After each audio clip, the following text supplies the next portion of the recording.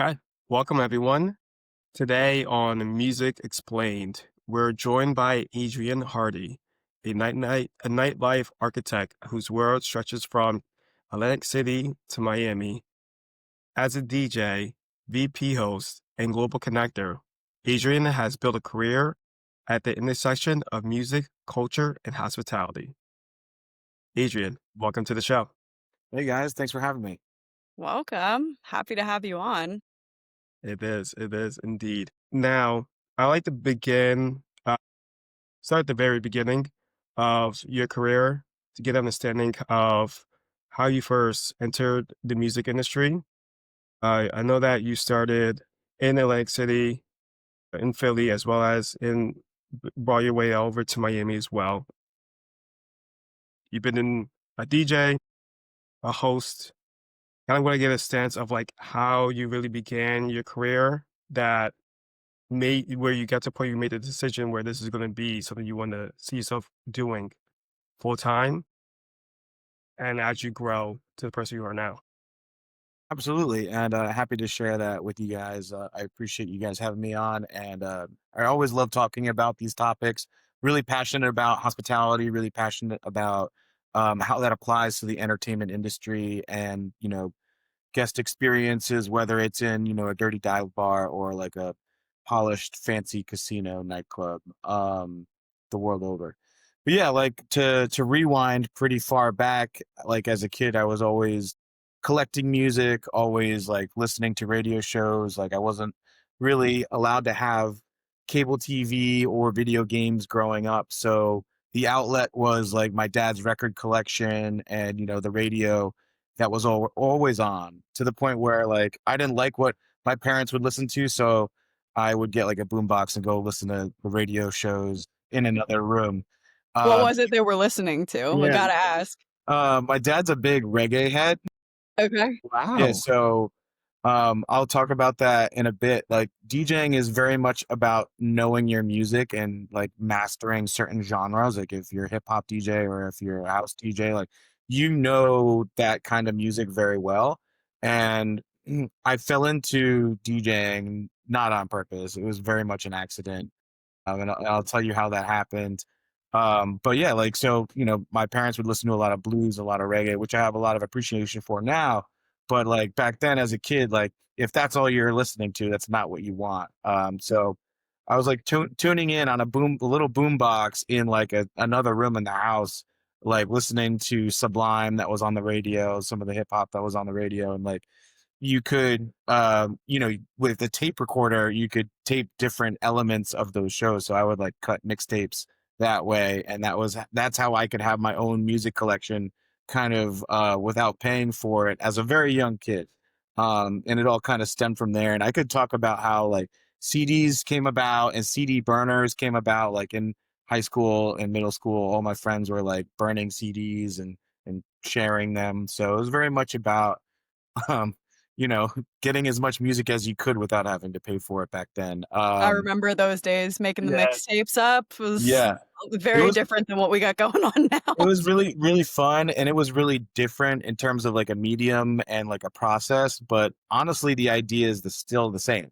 When things went from tapes to CDs, CDs to MP3s with like Kazaa and LimeWire to now streaming, it's all about finding cool music and sharing it. And then there are certain names in the music industry, I'll use Diplo as one of them, who really blew up because of his ability to travel and find music and find the people putting it out, and then putting all those pieces together and connecting everyone through like a network web. And that's how he was able to like travel a lot, play a lot, and like network a lot. And then you also kind of like fine tune your own musical tastes and access and resources, and then you can use that as needed, as your career advances and grows.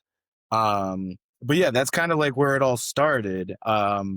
But my love for like entertainment and events and basically parties started back in high school, throwing house parties with friends, and then working in like bars and restaurants as a dishwasher, eventually a busboy. Like I was cleaning like kitchens, mopping floors, and cleaning friolators, because back then that money was gas money and gas money was freedom. But eventually, when I came to college here at Drexel in Philadelphia, I had already known what a good party was, and Drexel's not a party school. So, like, the party scene was dominated by the fraternities. And not to get into it, but like fraternities aren't like the most fun back then, at least weren't the most fun or cool. And if you weren't in the fraternity as a guy, you couldn't go. So all the college girls would go to the frat parties because it's all there was, and the drinks were free. So I was like, screw that. I know what a good party is. I'm gonna do it myself. Started throwing house parties like as a sophomore, to the point where I would have 500 people in a townhouse, and it was just nuts. Like, Wild. yeah. And I would use my experience, as a bar back, from back home. I built a bar. I would have a bar. We would have a cash bar in the basement, and like kids were breaking $100 bills at my cash bar. Like I was making like $3,000 a night, when I was 19, throwing house parties. And I had like a DJ booth under the staircase in the basement with a full setup, a full layout, full sound system. And I was like paying local DJs like 150 bucks a night to play. And they were professionals, but I would watch them and they wouldn't really know what they were doing, like, or use the equipment well. And I was like, you know what? I know music. I can do this, and I'll just save myself, the money. It was a managerial choice. It was, a managerial decision. And that's kind of how I got behind the decks way back then. And then with my knowledge of like reggae and dancehall, which at the time was like super popular and still ripping, like I was playing really cool music at a really cool party in college. And yeah, we would get lined down the block. Like I would have to send underclassmen, like freshmen, to my corners of my street block to tell people to turn around and go away because the house was full. Turning people away. Yeah, That's wild. From my house parties. Yeah. And like to the point where like these freshmen would want to, like, they'd come to my party, be like, hey, can we help? Like, what can we do? Because we want to come and we don't, want to pay cover or whatever. So yeah, that's how I befriended a lot of like people in college and kind of grew from there. And eventually the house parties got shut down, as they would if you have 500 people raging in a Yeah. residential block. Yeah, it got kind of crazy, to the point like the cops would show up and be like, yo, call us for the next one. Like, cause we want to, everything was themed. All the girls were in costumes. The cops were like, yo, call us for the next one. Like, We'll be there. Yeah. And, Coming from us being also two Drexel grads, I Yeah. mean, we Like, know what that yeah. scene was like. And I mean, Yeah. even just envisioning Drexel having that like line down the street for the party is so impressive. I feel like Yeah. Drexel is, it like you said, it doesn't have much nightlife. It is in the city, which is cool, but I mean, especially when you're young, nobody's like going into the city to go to these, bars or anything like that. It's really just the frats and the sororities. So that's insanely impressive. Yeah, and I was like still a teenager. I was still 19. And eventually we got shut down because of all the neighbor complaints, it's Sure. natural progression of things. Yeah. And then I started getting phone calls from like local bars, like college bars. They're like, hey, like we heard you're a DJ and like you should come play for us. And I was not a DJ. But like on the phone, I didn't consider myself a DJ. I was just like saving myself some money. On the phone, I was like, all right, so you're telling me like I can play music, you're gonna pay me like a good amount of money, and I could drink? Because like, I was underage at the time. They're like, yeah, that's how it works. That's what Sounds it is. good. And I was like, okay. And that's kind of how it started way back then. I think that was like 2008. And then it kind of grew from there. And then to fast forward, like I was DJing around the country in college, out of college. I started DJing 2008, and by 2010, I was DJing clubs in Atlantic City, which at that time, like AC was ripping, like 7 days a week, 1,000 people out every night, at a different party. And to jump from like just starting in 2008 to playing Atlantic City clubs in 2010 is like pretty quick jump. And then I started playing AC pretty often in college, out of college, and some of the people that were hiring me there brought me on to like the managerial side of nightlife. So I started DJing like where HQ is now. It was once called Revel. That was one of the prominent casinos and parties at the time, and they hired me as a DJ, and they asked me to be on board as like an operator, VIP host. So I started doing that in 2014, and then 2014 started like my operational career on the managerial side of nightlife. So that's a lot of like event marketing, marketing strategy, a lot of hospitality operations, and then I would, DJ on the side back in Philly. So everyone in Philly knows me as a DJ, but all my clients in Atlantic City knows me as a host. And now I'm kind of working for myself as a freelancer. I'm doing both. Like they're all interconnected now.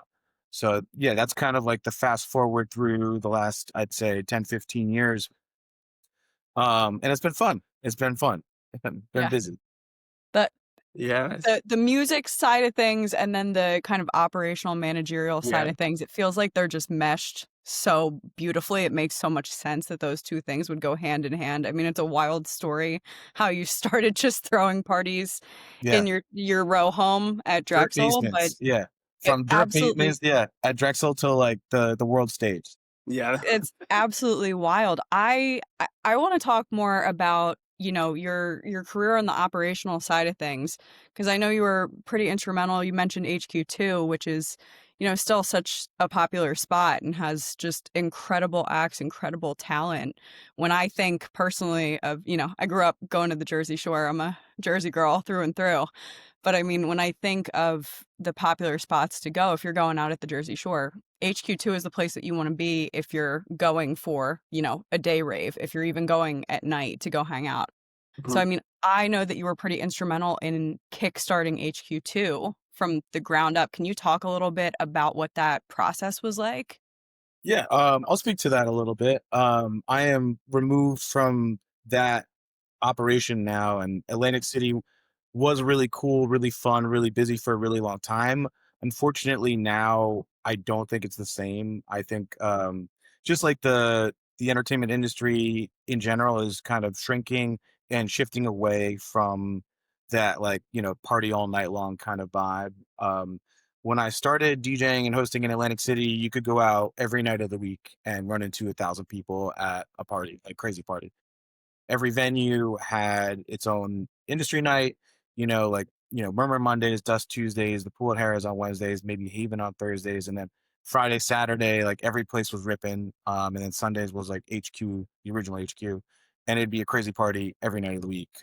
Fortunately, fast forward, another 10 years to now, it's not the same, unfortunately.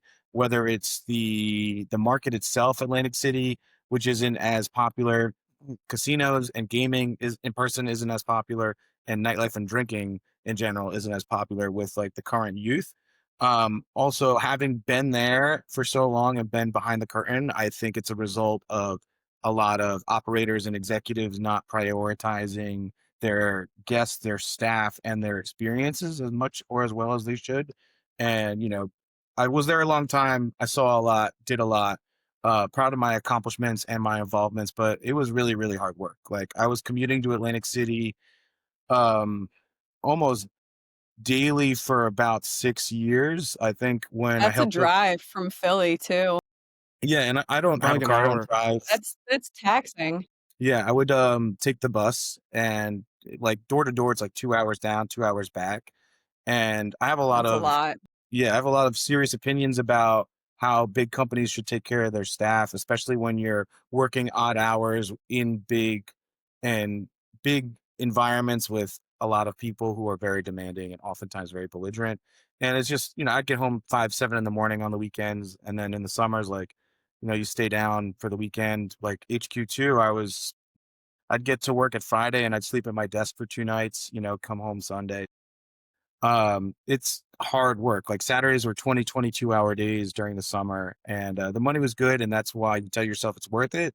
Uh, but yeah, after a while, it was not. So to talk about the creation of HQ2 and also opening, I also opened Premiere for the Borgata. Those are like openings are very exciting. You have these big projects with these big teams. I will say, the premiere opening was way more organized. And I don't want to talk myself into a hole because these casinos are very big, very powerful with very big PR and legal budgets. So I have to be careful with what I say and how I say it. But um, Yeah. I will say on the record that it was challenging because HQ2 opened at the exact same time on the exact same day that Dare opened in 2018. So at that time, you also had Premiere at the Borgata, which was open. So you have three massive nightclubs operating full throttle all at once. And you have Dare and HQ2 competing for talent. It's not just, the hours or the work that is hard. You now have different strategies in play with different budgets that are always going up against each other. And then you have the personalities and egos of the different teams that are all involved in the market. So despite the economic variables that you're up against, you're also up against, strategic and egomaniacal variables. So it's very much not cut and dry like you'd think. It's very much Game of Thrones. Like, I would lose clients to competitive hosts at other venues who might be doing things, not very ethically, because it's very, very, very, very cutthroat. And my personal philosophy is about being transparent, being upfront, and being genuine. So if somebody's coming at me with negative energy, like if it's a client that's demanding, free stuff for no reason, I'll just be like, I can't help you. So, you're more than welcome to go somewhere else if they're going to do it for you. That's just not me or what we do where I'm doing it. And that's gotten me to where I am now. Like, I care about transparency, I care about ethics, and I do everything I can to make sure that I'm true and authentic to those values, which is difficult in an industry that is, literally based on temptation and literally shadowy. Like, it's all dark. Mhm. It attracts a Yeah. lot of people for the wrong reasons, and oftentimes they get away with some, less than favorable behavior. So it's tough. It's very, very competitive because you have all those things going on all at once. Can you shine a light then on like what that gap is between what people may assume the nightlife is and what it really is? When I go to a concert at one of the nightclubs, I'm looking at it from like who's the headline name, right? That's all I really care about. But I never really think about the hospitality aspect of it, like the experience I'm expecting when I go to a concert, right? Can you like touch on what people are kind of expected to experience when they go to a show or a nightclub and like what currently reality is? For sure. Good question. And I think there's a couple different responses to that. Like, working in Atlantic City, like, you would have these venues are big, right? The nightclub can hold 1,000, 1,200 people. The beach club can hold 1,500 to 3,000 people.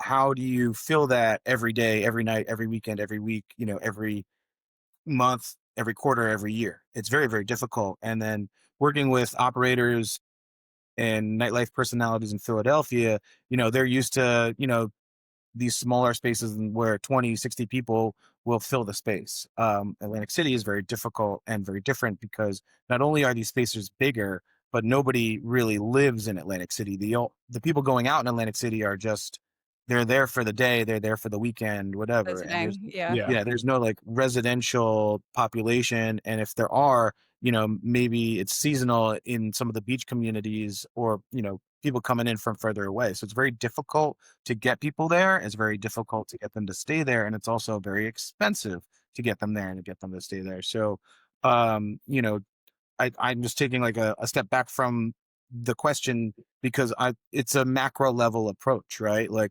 how do you get tonight busy, but how do you get tomorrow busy, tomorrow night busy, next weekend busy, next month busy? And it's about taking a step back, looking at the calendar, and depending on what role you have in this operation. Like, if my role is to fill the room, like, I'm going to be marketing these events, weeks out, months out, figuring out strategies to target audiences and then get that information in front of them. If I'm booking, talent for these venues, I'm doing the same sort of approach, just in a different way. Like, who am I booking? Like, how much am I paying them and why?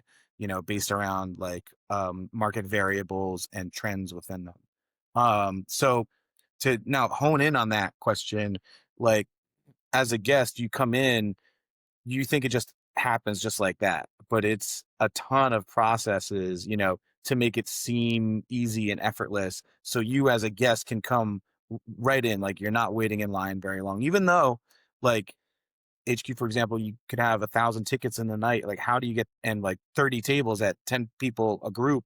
Like, so that's 1,300 people coming in through one door. How do you get them in? How do you get them in quickly, safely, effectively, efficiently, and get them the service and experience that, is appropriate for the price tag that they're paying, which is a lot, whether it's a ticket or a table.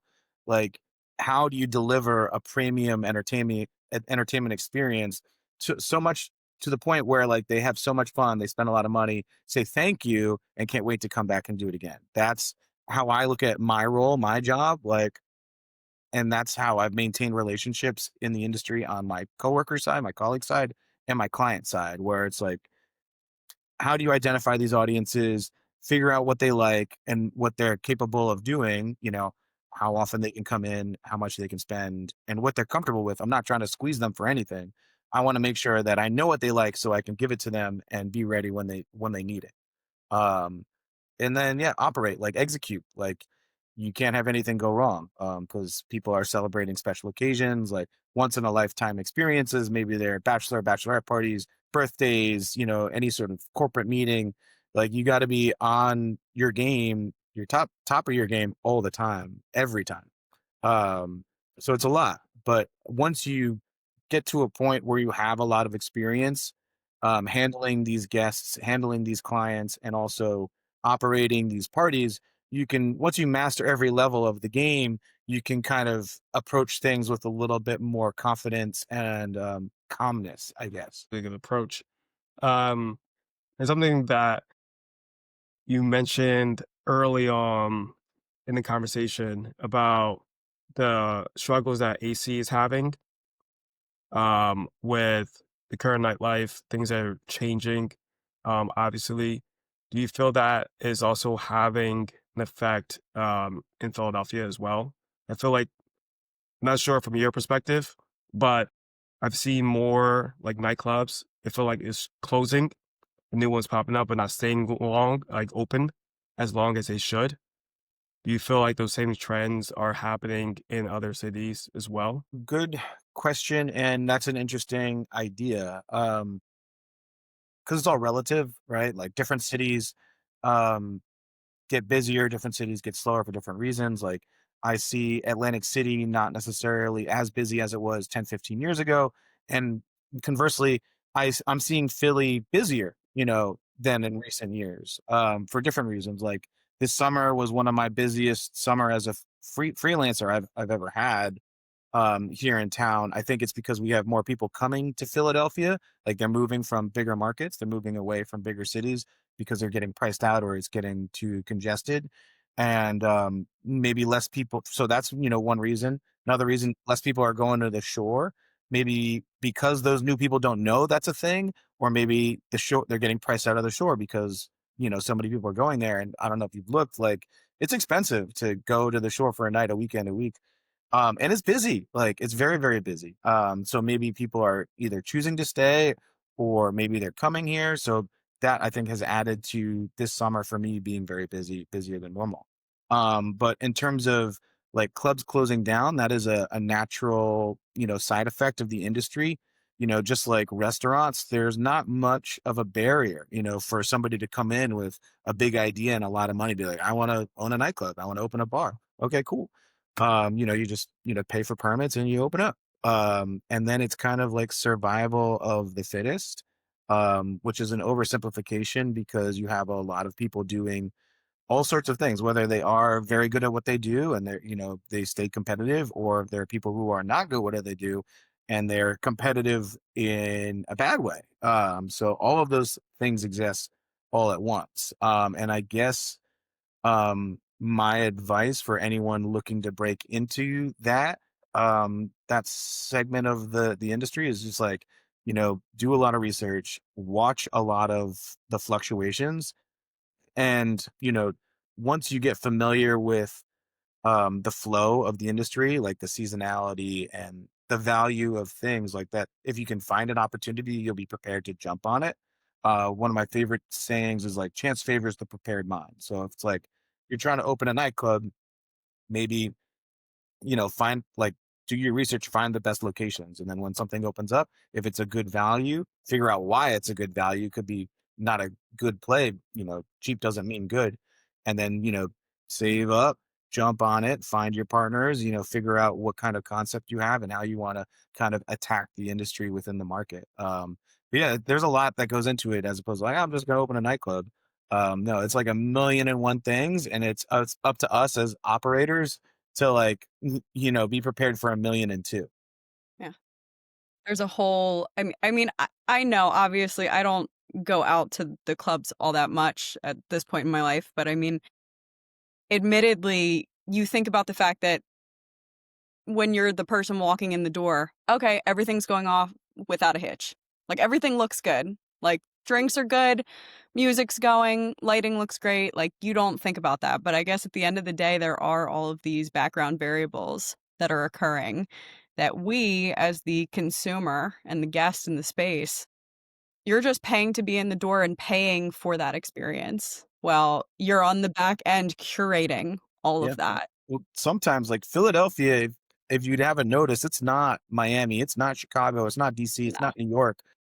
People aren't paying for, to Sure. walk into a place. And that's where I try to identify opportunities and provide experiences that are, highly valuable, but still kind of premium.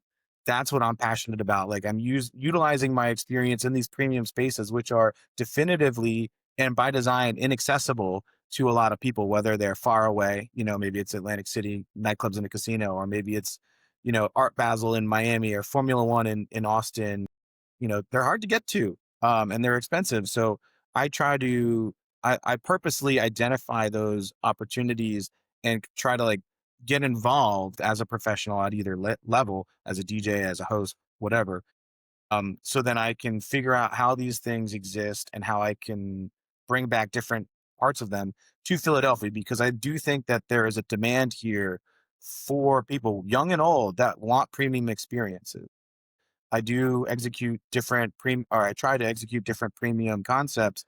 It's like a $20, $30 ticket to see a world-class DJ, or, to have a world-class experience with cool music and a cool crowd. And I'm trying to figure out how to kind of like dilute that into something that is, a great bang for your buck, but also like kind of transport you out of the city into, a European coastline or a South American, jungle party. So that's fun. That's the fun challenge for me, is to like look at these puzzles and see if I can solve it. Yeah. That's a great segue into what you're doing yourself, Adrian, because I know you've held like a ton of your own events. And I think even speaking to, what you were talking about and kind of doing things with this integrity, and being open with the people that you're bringing in and trying to get to come to these events.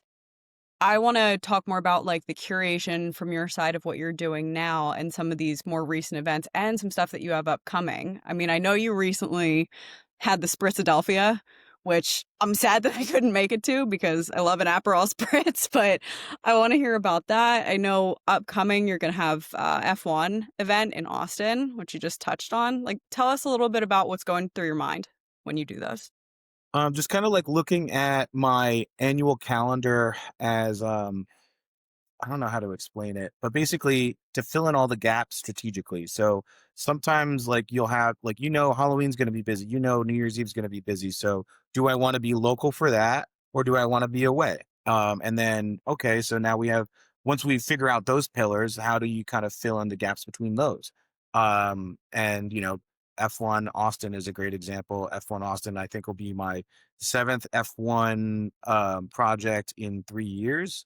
I've been to two Miami, two Vegas, two Austin. So this will be my third Austin. And like these things are expensive and they're difficult to get to. So like you got to make a lot of money. If this weekend costs 3 to 5K to be there, you got to figure out how to make 5 to 7K to make it profitable. And to make $7,000 in a weekend is not easy anywhere. Never mind in these places. So then I will figure out, who's down there, who's doing what, how I can help them, and whether I'm going to, try and DJ with them or try and help host their event, like operate their event, or like host VIP clients who are in town. It's about having that like different set of skills, those different skill sets, and then pulling from them interchangeably as you need them, and then kind of layering up those layers of value to the point where it's like, oh wow, I did just make 5-7K in a week. Um, and like that happens, and you never know like what will happen. Like I'll say again, chance favors the prepared mind. Like the last time I was in Austin for Formula One, I was supposed to go out there with a big party group, like company that does a bunch of stuff all over the country, but they ended up pulling out last minute. But I was already on tour. I had already flown to LA, flown to Tokyo, flown to Hawaii, and then was coming to Austin F1 on the way back to Philly. And I was like, well, shit, like my hotel and tickets are already booked. Like, what do I got? Like, well, whatever, I'll just go have fun. And then while I'm in Tokyo, I see that I work with the SLS in Miami, and like the people I know from the SLS are doing something. I'm like, hey guys, I'm going to be there. You want help? They're like, yeah, let's go, let's rip. And then as soon as I land in Austin and like I post that I'm here, like I check in, then I get a message from somebody I know running the Sports Illustrated event at a different venue on a different night, and they're like, hey, we need somebody to run our VIP door to check in all of our sponsors and influencers. Like, can you do that? It was like Dom Dalla at the Concourse Project for 6,000 people, and they needed another like VIP door manager. I was like, sure, cool. And then my last night, like I DJ'd something local. So it's about pulling these different skill sets and using them interchangeably, but you have to master all of them. Like you got to be the best at what you do, and as a VIP host and marketer, as like a VIP operator and door guy, as a DJ, because to go to these events, you can't just be one. It's too saturated and it's too competitive. And it's also fun. It keeps it, it adds a lot of variety and it keeps things dynamic. These are the conversations we love to have where Yeah. they go off and we get to learn so much more. Yeah, that is really cool. So that's what you asked me what I'm thinking about. That's what I'm thinking about. Like how I can do all these different things all at once, basically. Yeah. And I think it speaks to the fact, like, the concept of getting your hands dirty. Like, a great leader being able to, like, do everything. Being able to, the manager, the boss of a company saying, no, I'm not just going to push this work off onto somebody else. Like, I know how to do all these different, pieces of the puzzle. It's not just me doing one thing, because then how great are you really at the end of the day? And it feels like, especially for the nightlife space, the music space as a whole, and just the entertainment industry, it's absolutely crucial. And I'm curious too if there's anything that you favor the most. Like, are there any things that it sounds like you've done a little bit of everything in this space. Is there anything that you're Definitely. absolutely in love with? My favorite things are like two things. Like selfishly, first, is like when I get that random call about like a big event, like, hey, we want you to DJ this thing or like work this thing and we're gonna pay you a lot of money. Like, great, that's awesome. That's fun, that's exciting. At the end of the day, like we all have bills to pay, and like you can't just do it for the love of it, even though, some people will try and like make you believe that like that's enough.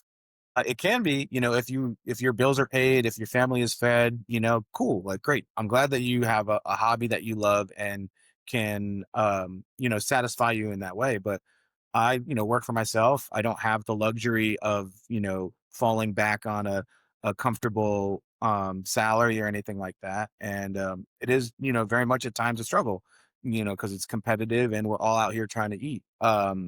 So like when somebody calls me like, hey, I got this great opportunity, would love to like feature you, and here's the budget, I'm like, awesome, cool, great. Like that is fun when big things come your way and they're easy, but that is rare. That is very, very rare. um but my second favorite thing is the the collaboration with cool and competent creatives. Because if you think about that sentence, like cool and competent creatives, a lot of times like pick one, like it's very Sure. rare that you're working with people who work in this shady industry and they're professionals and they're professional about it. Like, they have the creative insight where they see what you're trying to do and they're trying to add to it. And then the end result of all of that, right? Like, so I love collaborating with people, whether they're celebrity chefs, like business leaders, other DJs, or other event producers. That is my favorite thing. Like, I'll go back to the last time I was in Austin for Formula One, working with that SLS crew. Like, I didn't get to work with those people before. They flew out some of their homies from Miami, and like we all had a ball, like knowing that we're all really good at what we do, but we don't really know each other. So we all had a blast together. Or like recently in Philadelphia, I did my Aperol Hour event with Steven Starr restaurant group at Comcast. Like I'm working with a PR team from Cashman. I'm working with an executive team from Star Group. I'm working with an executive team from Aperol. And then I'm bringing in my own musician, like, a DJ buddy and like a trombone player, and like, creating something that's never existed before in a way that's never happened before. Like the end result where people love it, they come out, they have a blast. Like that is my favorite thing. And then like coming up with these party ideas where you approach different DJs in a very competitive market, like, hey, I have this idea to collaborate, would you be interested? And then for them to say yes. And then when you do that party together and like it sells out, and then you DJ back to back, like the musical element comes together, the technical element comes together, the strategic element comes together. And then, if it's good, if it's profitable, the financial element comes together. So to have all those things align is very complex and very complicated, and it's very unusual. But me right now, where I'm at, it's trying to get all those things to align as well as they can, as often as they can. And that's the ultimate challenge. Wow, that is awesome though. I'm like, I know that it's scary and as you're going through it, but I think once you get over the hill and look back at it, just like, oh, okay, that was kind of fun, kind of easy. I could do that again, and then you get worried again for the next event.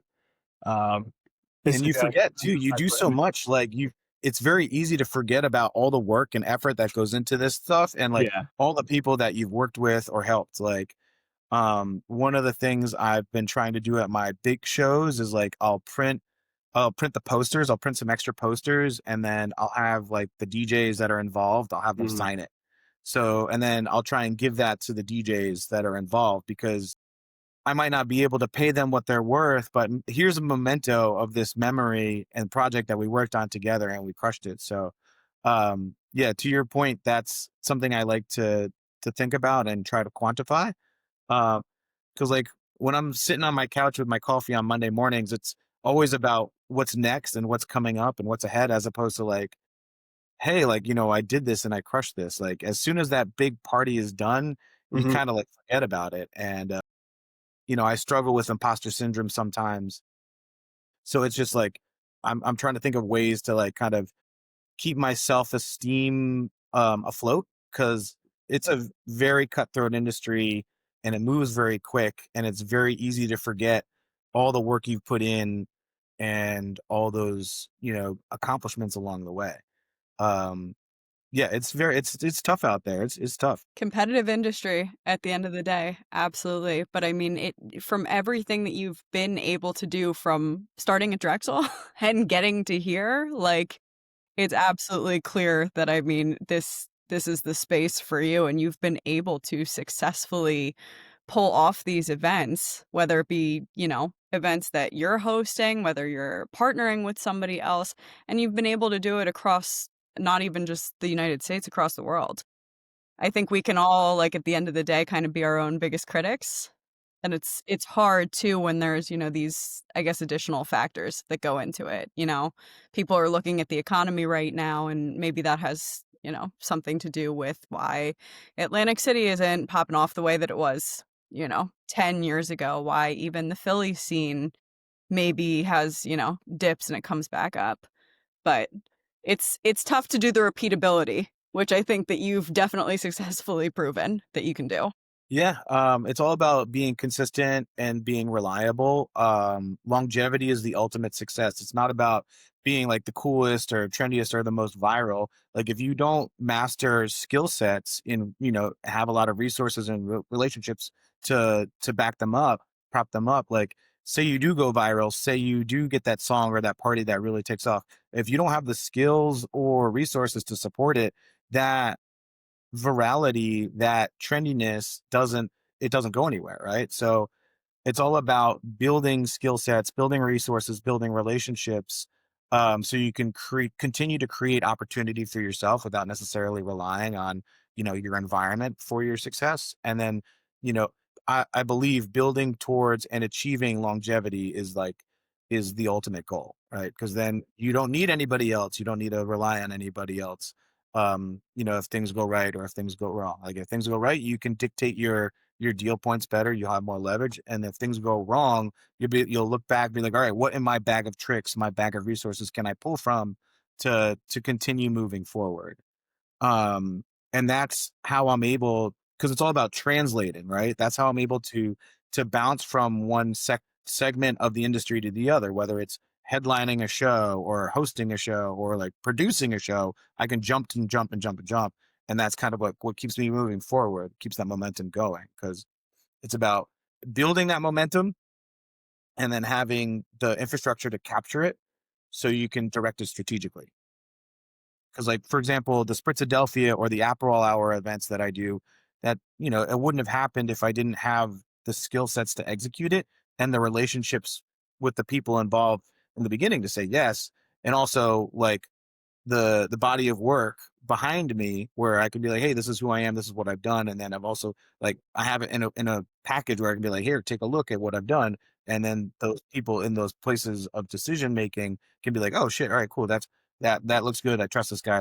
Let's see where it goes. But yeah, it's a lot. It's a lot. And unfortunately, Philadelphia isn't a market where we have a ton of people with a ton of disposable income to keep, these industries not just afloat, but, thriving and moving forward. Like, everywhere is going to be different and everywhere is going to be hard, but, you have the density of New York and the money that comes behind the dense population. You have Miami and all like the tourism there, Vegas and all the tourism there. Like, um, yeah, it's different in different places. And Philadelphia, for the longest time, was the biggest poorest city in the country. I think it's the second biggest poorest city in the country. We just got knocked down by, I think, Houston. But like that's something to think about when trying to come into this market and trying to thrive in it. It's tough, but I like that. Where I think there is adversity, I think there's opportunity.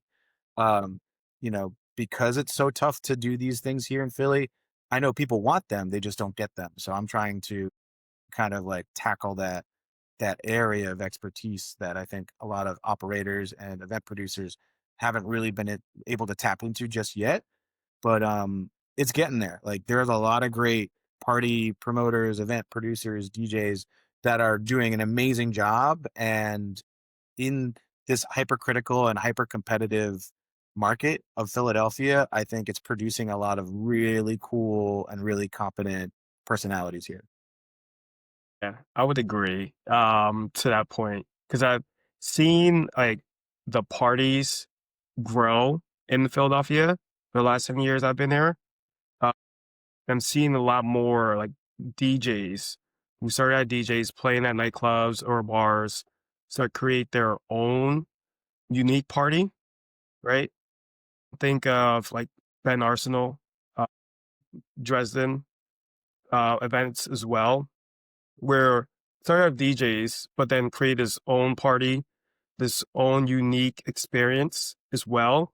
That themselves are playing, but then also stepping back and then going around talking to people, figuring out what's going on, making sure everyone's having a good time. I'm seeing more and more of that. And that's what I'm more interested in rather than going to a nightclub. I'm not going to name any clubs in Philadelphia, but go to a nightclub and kind of getting the same experience. I'm seeing like that is more of a party that I'm attracted to. Yeah, like by doing your own event, you have more creative control. It's very, very hard, to start your own thing and to make it busy and to make it profitable. Ben's been doing it really well for a really long time, and I'm really happy to see him succeed. Yeah, we played it. We played. I think it was his first gig together here in the city, like 15 years ago. Really? And no one That's showed up. wild. No one showed up. It was like me, him. I think we had a percussionist, maybe another musician, and like no one, literally zero people showed up. Yeah, he said on the show. That is so funny. um, you know, Please, Ben, correct me if I'm wrong, but it was at Mar Bar, which was the nightclub above Marathon Grill on 40th at Chestnut. So like no one showed up, but like he was playing like Latin tech house. I was playing Latin tech house. This is 15 years ago. because like this is what we like, this is what we were into, but like nobody was playing it. Uh, but like that's where I knew, we were going to be good friends. Also, mind you, like he reached out to me on Facebook back when, that was how you connected to people that you didn't know. He was moving to Philly, he was going to Temple, and he's like, "Oh, like I came across your stuff or something, or a friend told me about you." And yeah, it was really cool. And like I just cared about the music. I didn't necessarily care about the money. And going back to, starting your own parties, like you have more creative control, but it's also you're going up against professional operators, people who have, you know, their own spaces and their own resources. So it's tough, but like that's kind of how you hone your skills and where you can grow. Also, it's like, if you are as a DJ or a DJ collective, like you have some momentum, like people are coming to your stuff, like owners and operators aren't incentivized to necessarily give you the best deal points. So you have the ability to make more money if you do your own thing, like source your own venue, and you can bring your own crowd out successfully. But like that opens up a whole different can of worms when you get into the operational side. Cause like, DJs are creatives, they're performers, they're artists, they're not necessarily operators, so to jump from one to the other and to do it well, that's difficult. But I do see more DJs and DJ crews doing more of their own events because I think they have more creative control, they have more freedom, and they have better margins. Like they get, better authors to do stuff like that. I think it's something newer and more exciting too in the space rather than nightclubs and day clubs being, I don't want to say something of the past, but I think that that was more of the trend 10, 15 years ago. And I think people are maybe just seeking out those smaller, more intimate spaces where you feel a little bit more of a closer connection with, whoever is putting on the event, whoever is around you and experiencing the same event as you. I think there's something to that maybe. Yeah, no, absolutely. There's more camaraderie. It feels more personable. You have that personal connection to the person who's doing it. Especially like, I'll use Ben as an example again. He's been doing it so well for so long. He's developed this amazing community of, people that are close to him. And it's really cool to see. Really, really happy for him and happy for his success, like totally deserved. And like anytime he throws a party, like you'll see, a lot of those people that he's known for 5, 10, 15 years, come out and support. So very supportive community. And that's a key element. If you are a DJ, if you are an event producer and you want to break into the space or continue growing within it, it's about building community. And I'll say that to them on the small scale, but also I'll apply that analogy to HQ1 and HQ2 on a large scale. One thing, because, I was involved with HQ at Rebel, first as a DJ. They wanted me to be a host, but I was like doing really well as a DJ in 2012 when they opened. So I jumped on board as a DJ in the company in 2013, and then they made me a host in 2014 when I actually decided to retire from touring as a DJ. So like they had an amazing community. Like their staff were really fun and really personable, really outgoing. Also, as part of the job, that the bottle servers and the hosts at the time of HQ1 had to go out and they had to support other businesses and they had to like see and be seen. So it was a good way to be social and interact with like the locals in the market and the industry in general, whether it was like, going to the North Jersey shore, going to New York, going out in Philly, going to DC, like that's something that we would do often. Um, and so there was a big community of HQ1 to the point where some of our regulars like would get tattoos on their wrist of the handstand. Like, and we would joke around, like, you get a tattoo, like you free admission for life. And like they would. So there was a lot of, Wild. yeah, there was a lot of community, a lot of like loyalty to the space and the events that we would do there just because the team was so good, the hospitality was so good. Yeah. Whereas like when I was involved with HQ2, it wasn't the same. I don't think that the casino executives or like the nightlife directors like really understood how unforgiving the market is. And because like they're coming in from Vegas, they're coming in from New York, or they're coming from the gaming side where they don't necessarily understand that like nightlife then like it's very much plur. It's very much about like, love, unity, respect. Yeah, I don't want to speak too much about it without getting myself too much negative attention, but like I did run the VIP podium when HQ2 opened on that day, and it was one of the worst days of my life. Like, too many personalities, like too many difficult customers, and not enough preparation. Um, yeah, it was not fun. When you have people coming up to me saying like they're an owner of HQ Beach Club, and I'm like, A, I haven't seen you ever before. B, as far as I know, it's owned by the casino, like that's what I was told. And C, we're sold out. So I don't know you, Mr. Owner, with 40 people until where you're gonna go. And also like tickets are $150 right now and tables are sold out. So if you're an owner, sure you are, you should probably have figured this out before you showed up. And that is just like one example of many. But yeah, it was very difficult to build community at HQ2, at least when I was there. Just because yeah, it was tough. Like, it was a skeleton crew. HQ1 you had 30 hosts, HQ2 you had 7. Like, so you have 7 people doing the work of 30, and also like, a team of operators that didn't necessarily understand the space, understand like the economic variables of the local market. um yeah, it was very, very difficult. It was thrilling because like not only did we open HQ2 and HQ Beach Club, like the nightclub, at the same time, the casino opened that same time. Like, so Ocean, it's 6.4 million square feet. Like, it's a beast, $2.6 billion property. So to open up the hotel and the casino and the beach club and the nightclub all at once, it was really fun walking around that casino when it was like dead and closed, and like you felt like you had the whole place to yourself. But yeah, to go from 0 to 100 real quick, it was crazy. It was really fun, but like going back to the customer loyalty, it was a lot harder to do stuff because there was a lot of power dynamics involved. So it's like, hey, like I want to get like a suite upgrade because I have this regular customer, celebrating their 20th anniversary, whatever it is. Like, I have this cool idea to enhance their experience for somebody who deserves it. The hotel or the casino or the nightclub would just be like, didn't see the value in it. Whereas like I feel earlier it was different because of the operational deal that was involved. HQ1 was a lease deal. Like, the casino didn't own it. It wasn't vertically integrated. The operators could have a lot more flexibility with what they did and how they did it. And also it was very, very successful. A lot of money. It was the pinnacle of the EDM bubble at that time, 2012 to 2014.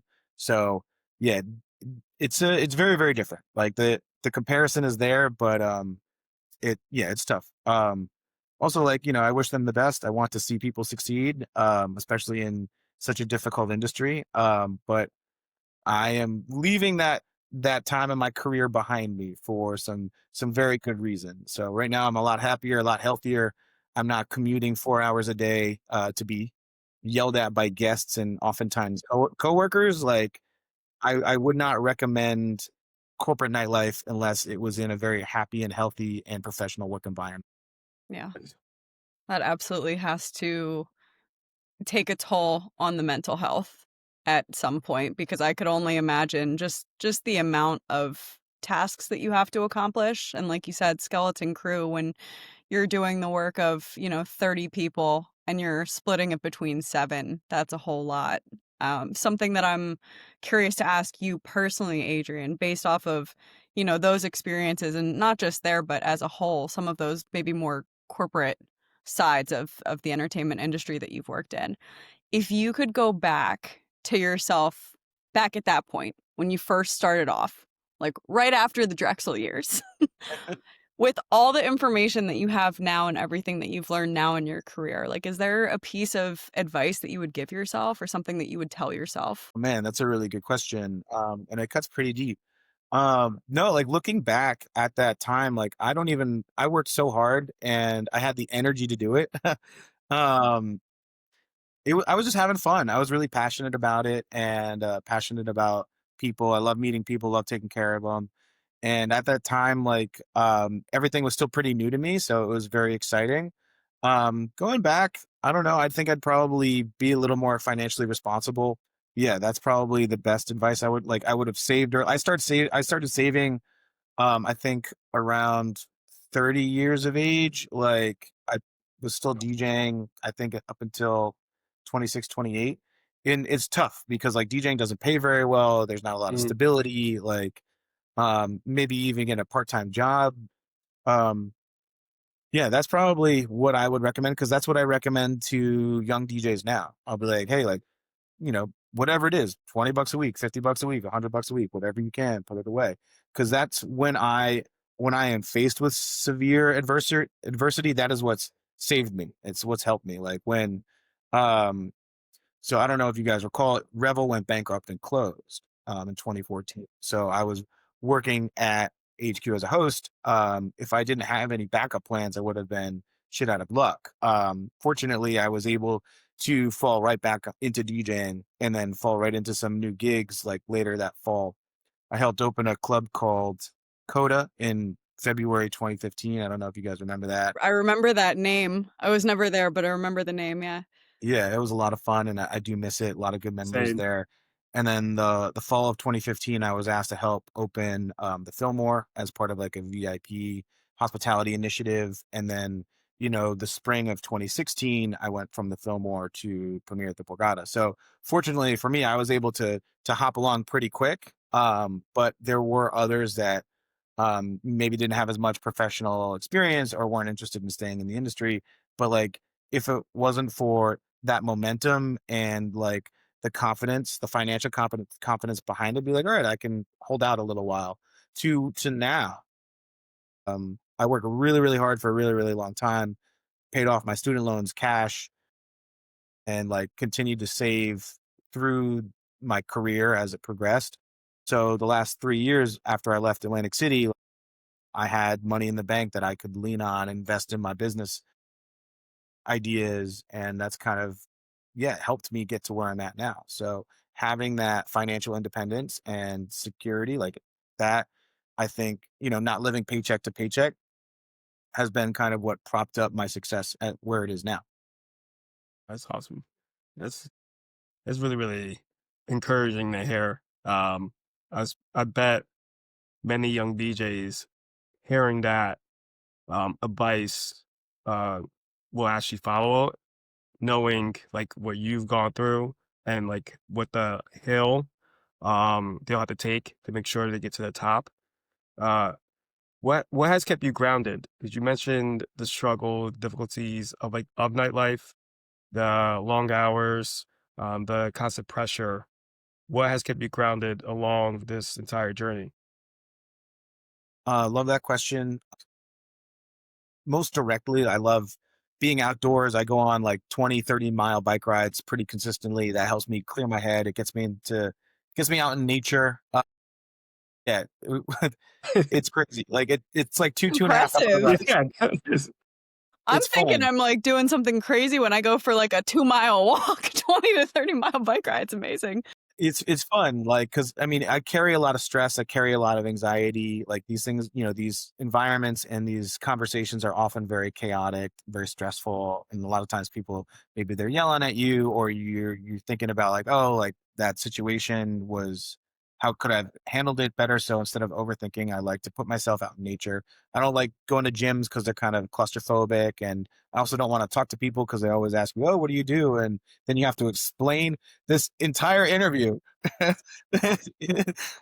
Well, now At you can bench. just point them to the interview. You don't have to Yeah, answer that yeah, question anymore. yeah, yeah, that's a good idea. I'll be like, "Scan this QR code." Here you go. Um, Here's my interview. yeah, here you go.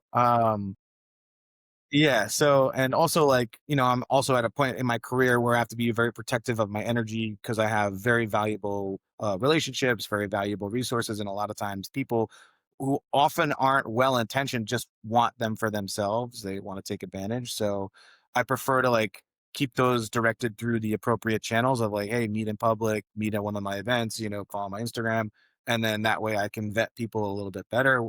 Whereas back when I was starting, I'd be like, "Yeah, come through, let's go, let's party with me." And then no, it's like inviting, foxes into the hen house sometimes. Like I've had very difficult situations with friends and business partners over the years because they take advantage of that access. They take advantage of your hard work. And I'm probably too genuine, and I was too naive for too long. Where those people definitely, took advantage of my hospitality and kindness, and I am worse off because of it. But I think everything is um, a learning experience. So you learn as you go. But I love traveling. I love traveling for work. So like, even though I'm going to Austin for Formula One, it'll be like a breath of fresh air because I'll be working in new environments with new people, and it's all at a professional level. So I can have a lot of fun, make a little bit of money doing it, and then it always leads to bigger and better experiences. Um, and then I also like traveling to go surfing. I like to surf and bodyboard. So stuff like that. And then also just like long extended conversations with my best friends who have since moved up and moved out around the country. So to get them on the phone, like in no time, we'll be on the phone for like 2, 3 hours. Like, yo, man, I gotta go. Like, just catch because like we all work in the industry, a lot of us. So it's just talking about big ideas, little things. But yeah, so like bike rides, traveling, and phones with friends, phone calls with friends. Yeah. I know that the struggle of adulting too. Yeah. It's like once everybody leaves college and when people start to move away and go to different corners of the world and of the country, you're like, I wonder how they're doing. Haven't spoken to them in like 2 months. Yeah. Hope they're good. And then you get on the phone, like, thank God for iPhones and Yeah. FaceTimes now, but it's like it's impossible otherwise. Yeah, we are more connected than ever, which is a good thing, but also like we forget because we are so connected. We're like, oh, I'll talk to them or I'll see them. And then before you know it, like it's been like a year or two. So I tried to, I'm of the age where I knew what life was like before the internet.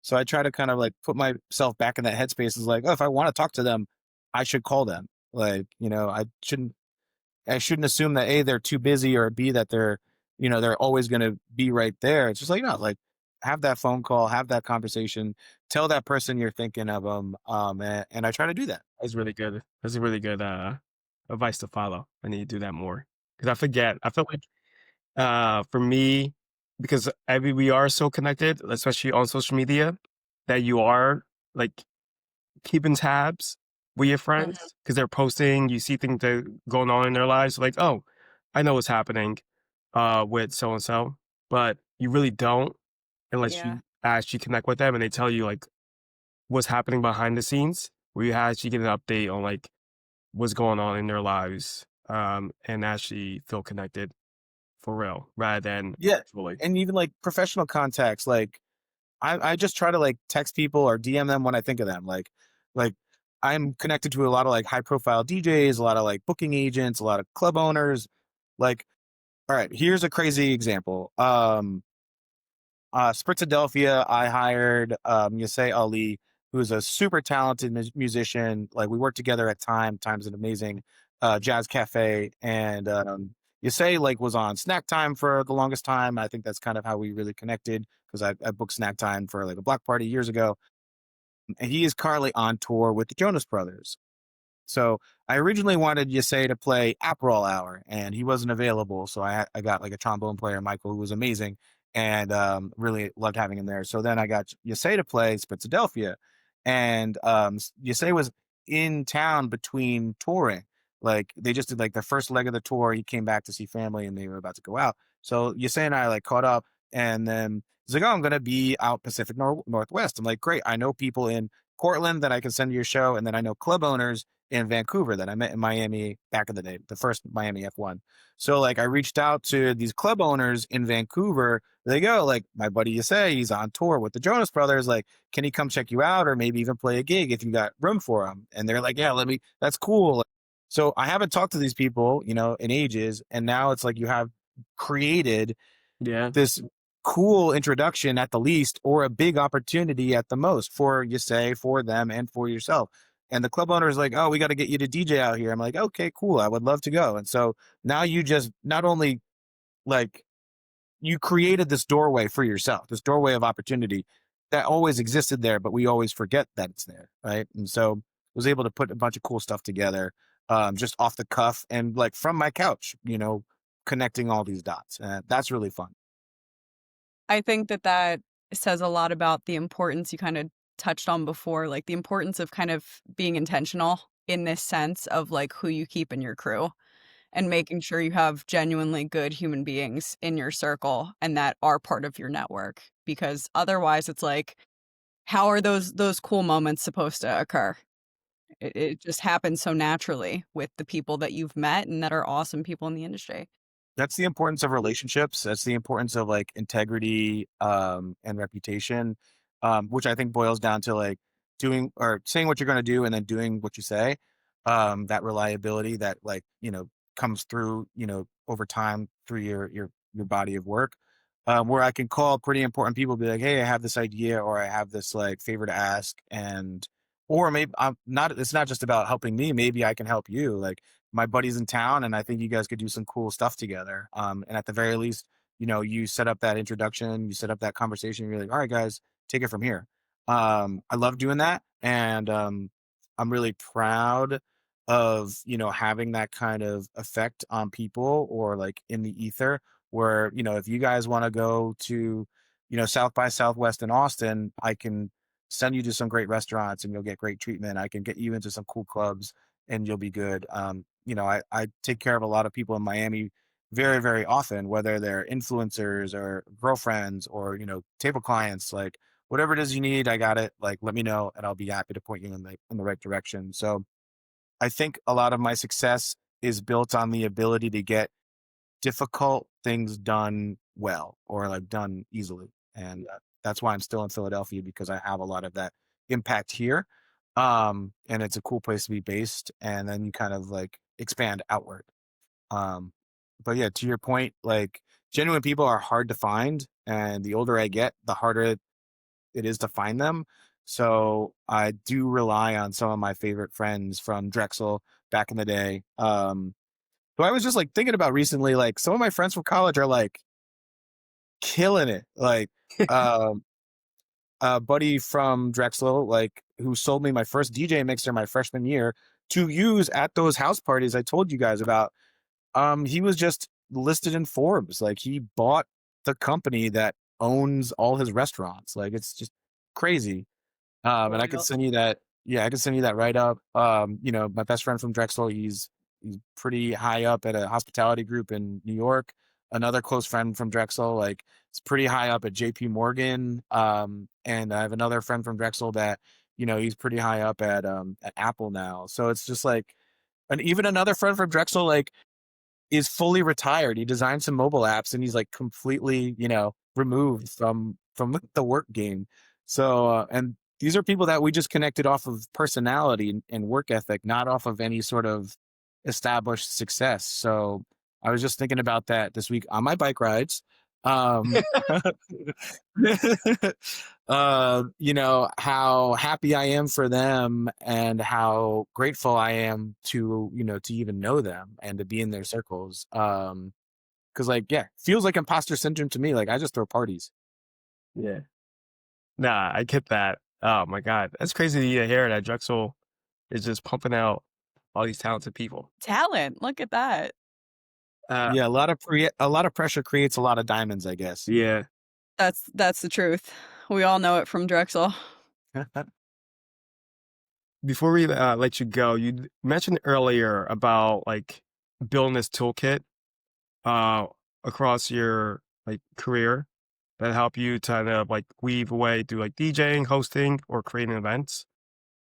Kind of remind me of like something my wrestling coach said in high school. It's like throughout the season, you want to build all these. You want to add to your toolkit, like add to your belt of like different moves you could do throughout the season to get you prepared for like regionals or districts. And that's what it reminded me of. And I wanted you like to lay out what were those tools that you kind of developed or um, to help you now that other people that aspire to be in your situation need to do in order to get there. Yeah, absolutely. And I love that question. I love like talking about the technical elements that go into, what it is I do, what it is that my colleagues do, and how you can kind of grow your career and achieve some success within it. So yeah, like the philosophy that I use is like having a handful of skill sets, like multiple skill sets, and pulling from them, using them interchangeably as you need. So like in Philadelphia, any given week, any given month, like maybe I'm helping somebody host something, maybe I'm booking a DJ for a venue, maybe I'm referring a VIP client for a table reservation in Miami, maybe I'm DJing a bunch of stuff, and here, there, everywhere, all those things add to my bottom line. Like that's how I make money, and that's how I'm able to do it without having a full-time job or salary.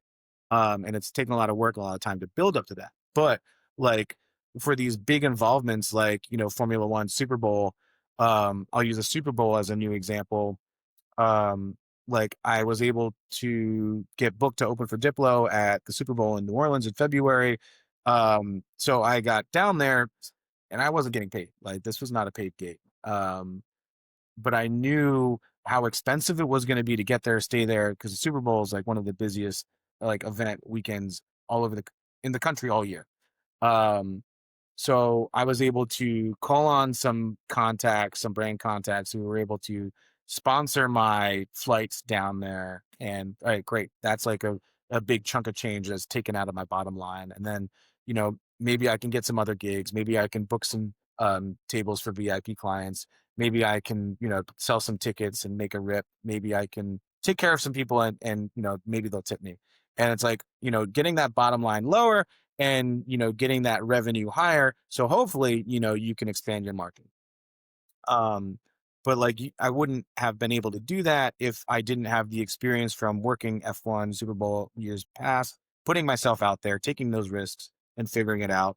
And then I wouldn't be able to execute that well or even have those opportunities to begin with if I hadn't been working and developing on those different skill sets from long ago.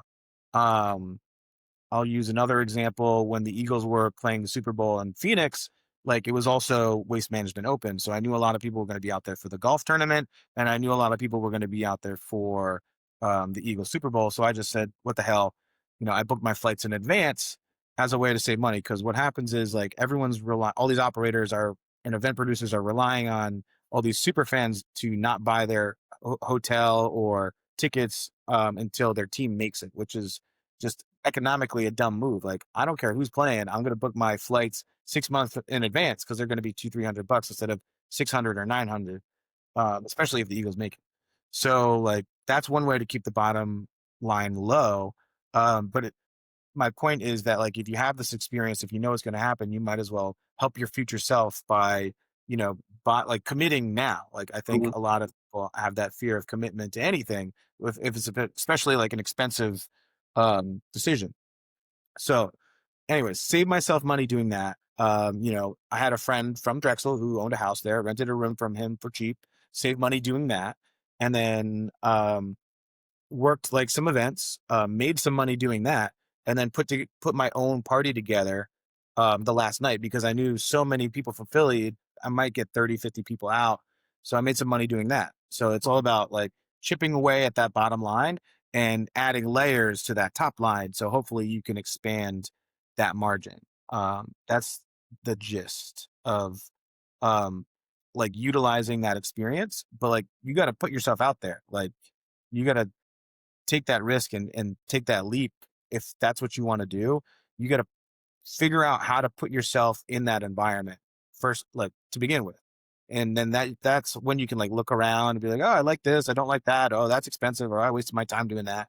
And that's how you're able to like navigate through these things. Cause it's like, if you go to Vegas, during EDC, like it's going to be super crowded. Everything's going to be designed to take your time and your money. You got to be able to cut through the noise and cut through the crowd efficiently and effectively if you're trying to grow, build, and make money.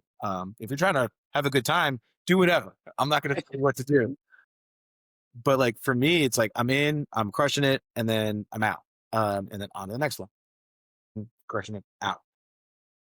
And it's fun. Like you never know who you're going to meet. Like you can make new friends, make new contacts, meet new clients. The networking is really good. That's why I go.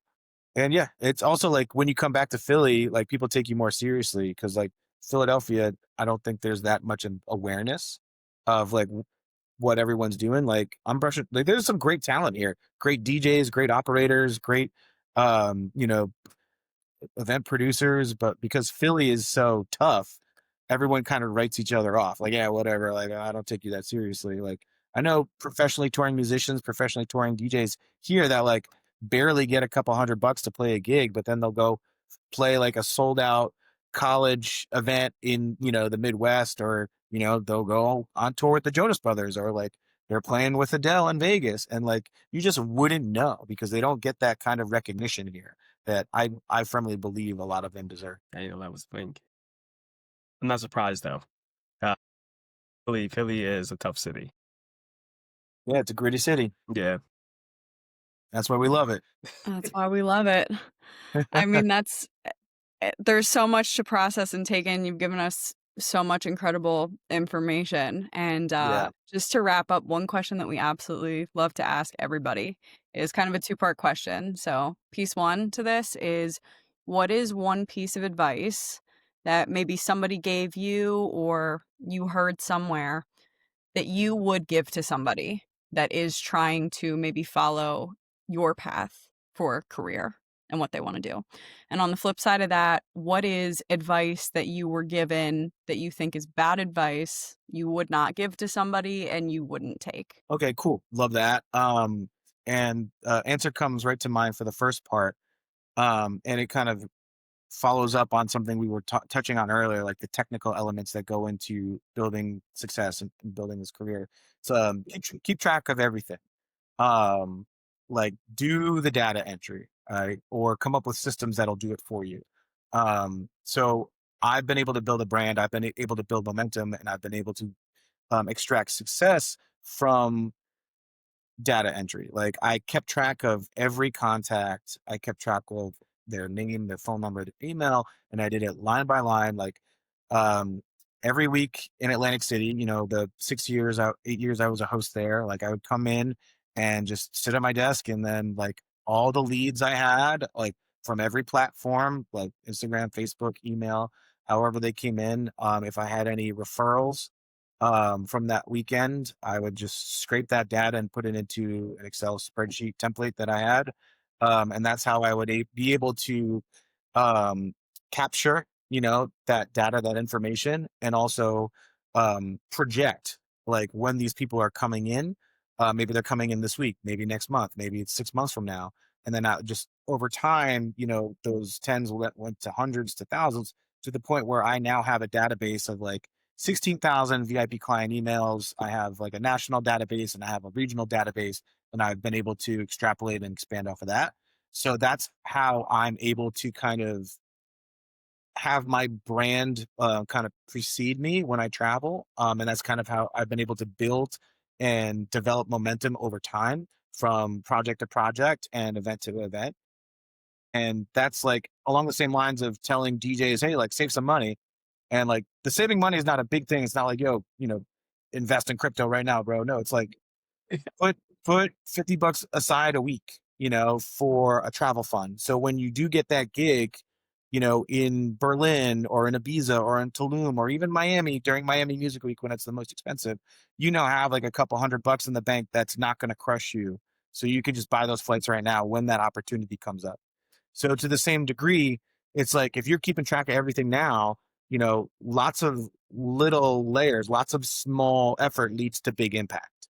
Yeah, So that's it's true. like I did that line by line, you know, week to week for years, Mhm. where it's like when I was to go from one project to another, not only did I have a lot of value to add and the experience of professionalism, but like I was making sales and driving crowds from the beginning, which a lot of venues really struggle to build that that busyness, that popularity, that cash flow from day one. Where it's like, no, day one, I'm coming in hot, and like, you know, guns blazing, let's go, let's make it rock. To the point now I can use these things strategically. I can use these resources strategically, um, and kind of in an abstract function, right? Where it's like, I have these databases, I'm not like marketing at them directly. It's like, if I say, hey, I'm going to Formula One in Austin next week, they're going to hit me up for Super Bowl in San Francisco in February because they know that's what I've done and that's what I've been doing. So Mhm. like you can start to like figure these things out on your own, but you gotta like you gotta start at square one before you get 100 miles ahead. Um, and then in terms of advice, that I wouldn't follow, oh man, that's a tough one, and I like it. Um, I would say like don't conform to people's expectations. Like if you're working with partners or operators, like who say things have to be done this way. I've had a couple epiphanies over the years where it's like, whoa, that person like clearly didn't have my best interest in mind. Like they wanted me to conform to benefit them and not to benefit myself. So personally, when I do projects and collaborations, I do give people genuine advice that I follow on my own because I want them to win and I want them to succeed. But sometimes, that breeds competition. Like they could become very successful very quickly Yeah. and use my own tactics against me, and that has happened. But I still will say like I want other people to succeed. I want to see good things happen to good people in this industry. But yeah, like advice I would say don't follow is like don't let other people's expectations hold you back, and definitely trust your creative vision as long as it's not hurting anybody, not stepping on anybody's toes, and kind of like step into every situation with an open mind and open ears and open eyes. Like, watch what other people are doing, make sure it's good and it aligns with your values. Listen to what other people are saying, and making sure that what they say aligns with what they do. Because in this industry, especially in the city, they will say that they're going to do something or they say they're doing something and then they are not. Yeah. So, and then that attaches to like, hey, keep track of everything. Like, Yeah. keep track of what they said, get it in writing, and then see what they do. So then you can be like, this is what I do. So instead of me be like, confronting people with he said, she said, I'm like, remember what you said and when you said it and what you do, this is what you said and you Yeah. are not doing it. So it Right. doesn't have to escalate into something difficult. It's just holding people accountable to themselves. Yeah. Absolutely. Actions speaking louder than words. Yeah. It's a Yeah. tale as old as time, and it's the truth. I can imagine very, very important in an industry like this one. Yeah. So I mean, I try to say like I try to say what I'm gonna do and then do what I say. I try, and then yeah, kind of walk that path of being authentic to myself and the world around me. Oh, thank you, Adrian, for joining the show. This Sure. has Thanks been for a having me. wonderful conversation. It's a pleasure having you. Before we let you go officially, can you let the listeners, viewers, let them know where they can find you, keep tab of the work you're doing, and maybe possibly reach out? Yeah, absolutely. Right now, the platform that I'm the most active on is Instagram. So at Adrian Hardy _. I post a lot of my events and involvements there. And always happy to connect if anybody ever wants to shoot a message. Like I'm always happy to have a conversation. Yeah, post a lot of my events there, my collaborations, all that stuff. I do have a newsletter that goes out like once or twice a month. But that's usually for people who already come to my stuff. Um, but if you guys want to sign up for that, let me know. And then yeah, anytime you guys want to come out, like there's always a party, there's always something going on, and I'm happy to help. So I always say, if I can't help you, I know somebody who can. So in that regard, you guys or anybody who's listening, like if you have an idea, I'm clearly happy to talk it out. I have a lot to say. We love Yeah, it. yeah. If I can help you guys, if I can help your listeners, please let me know. Amazing. Thank you so, so much again, Adrian Hardy. We can't wait to see everything that you do. Cannot wait to hear all about F1. That's going to be an insane experience. Yeah, thank you guys for having me. I really appreciate it, and hopefully catch you out and about in the streets and dance floors of Philadelphia. Absolutely. You better believe it. Great. Okay. Thank you. Thanks, guys.